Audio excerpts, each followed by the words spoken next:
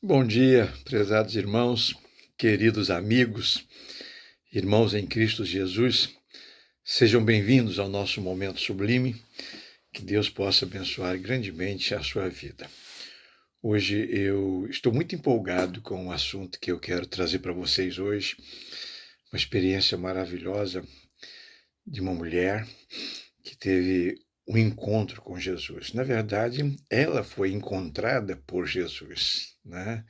Mateus capítulo 8, verso 15, fala sobre quando Jesus foi à casa da sogra de Pedro e ela estava com febre, estava acamada, e esse encontro então aconteceu de uma maneira muito especial. Diz assim: e tocou-lhe na mão, e a febre a deixou, e levantou-se e serviu-os.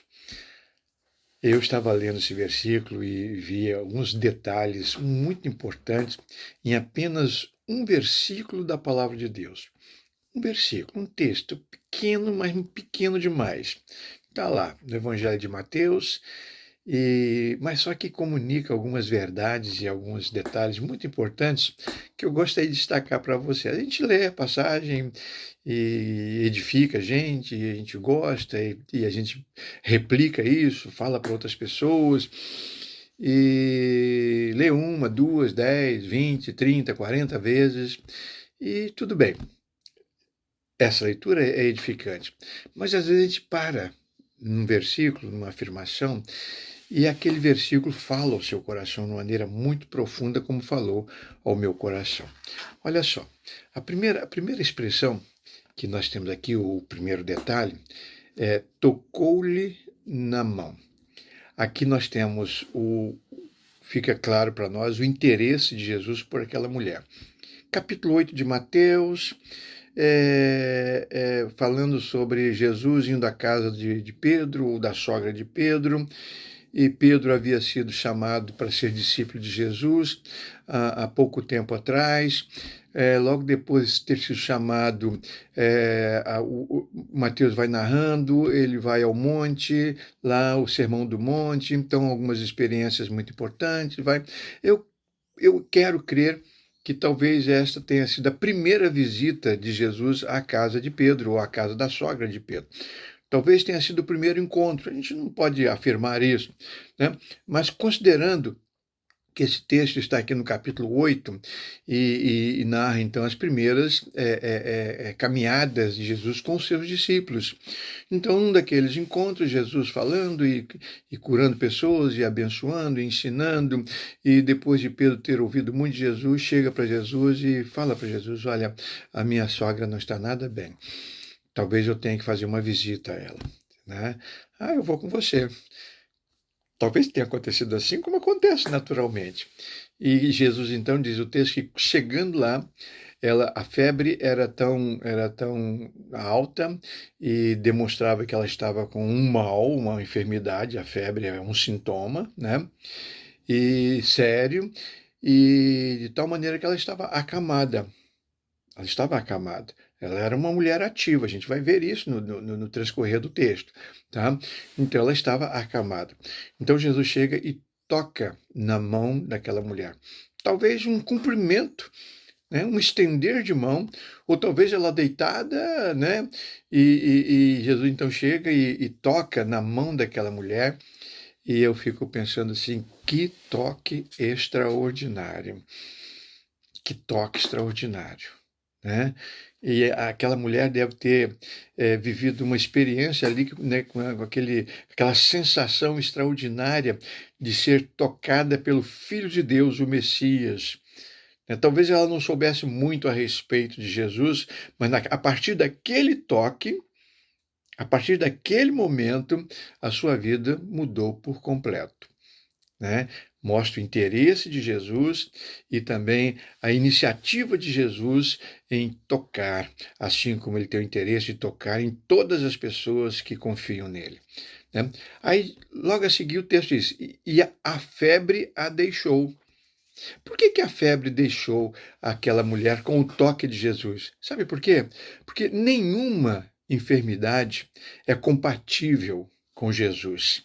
Nenhuma enfermidade, nenhum mal, nada pode resistir ao Senhor Jesus. Nenhum pecado, nenhum mal, nenhuma desgraça, nada pode resistir ao toque de Jesus. Então, quando ele chegou, tocou a mulher, o mal dela desapareceu. A enfermidade dela foi extinta. A febre a deixou. Que coisa maravilhosa, né? A febre a deixou. Aí continua. E levantou-se. Ato contínuo. E levantou-se. A disposição física voltou àquela mulher. A capacidade de se levantar da cama, de sair daquele lugar que ela não gostava de estar, que ela não queria estar, ela agora se levanta do seu leito, da sua enfermidade, né? É exatamente isso que acontece com todas as pessoas que tocam Jesus ou Jesus toca nelas, pela fé, né? Elas se levantam. Pessoas caídas nas sarjetas, pessoas no mundo das drogas, né, morando nas avenidas, nas esquinas, pessoas escondidas nos guetos, pessoas dominadas por espíritos malignos, pessoas enfermas de enfermidades incuráveis, outras nem tão graves, pessoas moralmente caídas na prostituição, dominadas pela mentira, dominadas pelo medo. Quando Jesus vai a essas pessoas e toca nessas pessoas, elas se levantam, elas saem daquele lugar, daquele estado de dor, de sofrimento, de prostração e se levantam para a vida, se levantam para a alegria, se levantam para trabalhar, se levantam para caminhar, se levantam para seguir a vida, Mas ainda não termina o texto, e diz assim, e serviu-os, né? Então, a Jesus, quando ela teve aquele encontro com Jesus, diz o texto que assim que foi curada, ela se levantou e começou a servir. Lá na igreja que eu fui adolescente, jovem, depois fui pastor por 10 anos, primeira igreja batista em Belford Roxo, tinha um coral de mulheres, e o nome daquele coral era Salvas para Servir. Salvas para Servir. Que nome apropriado para um coral de mulheres cristãs. Salvas para servir. Para cantar? Sim, mas para servir cantando e servir de outras maneiras. Salvas para servir. E eu tenho certeza que a pessoa que escolheu aquele nome para aquele coral conhecia esse texto aqui, quando aquela mulher foi salva da sua enfermidade, talvez salva espiritualmente também, e se levanta e começa a servir.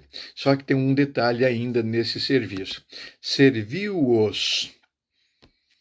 Ela não só estava disposta a servir a Jesus com a sua vida, com a sua gratidão, mas ela queria servir a Jesus servindo as outras pessoas que estavam no recinto. É assim que acontece com os salvos por Jesus. Nós servimos a Deus através da nossa adoração, através do nosso louvor, mas também desejamos servir as outras pessoas, levando a mensagem de salvação. Pense nisso. Salvos e salvas para servir. Querido Pai, muito obrigado, porque o Senhor nos capacita a tanto. Muito obrigado. Abençoa os meus amigos e os meus irmãos em Cristo. É o que eu te peço. Amém. Amém, amados? Temos todos um bom dia.